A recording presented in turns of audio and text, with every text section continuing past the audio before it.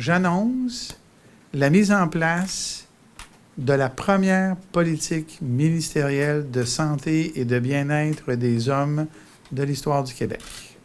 Je suis d'une génération où la problématique de la détresse masculine n'était pas nécessairement toujours perçue comme elle aurait dû l'être.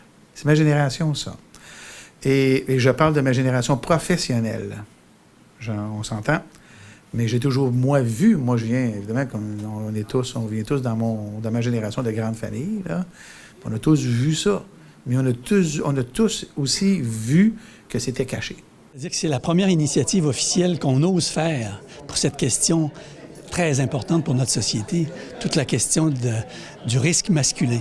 Ce qui est intéressant, je pense, et particulier, c'est qu'on a choisi délibérément d'appuyer un milieu de service, le milieu communautaire, qui est actif depuis des décennies sur ces questions de détresse masculine. On a choisi d'appuyer ça plutôt que de générer d'autres structures, d'autres institutions, vous voyez. On a une surreprésentation masculine dans à peu près toutes les problématiques, sauf exception, sauf la dépression, sauf les problèmes intériorisés.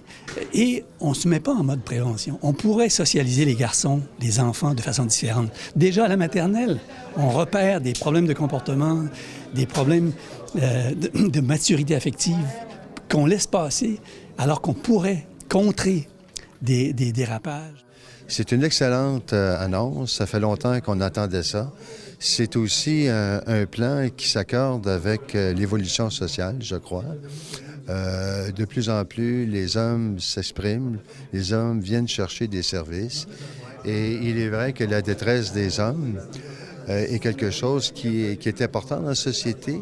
Et il est aussi vrai que d'aider les hommes, c'est aussi par le fait même, par ricochet, d'aider les femmes, d'aider les enfants, d'aider les familles. En d'autres termes, quand on travaille sur les hommes, on travaille aussi sur l'ensemble de la société.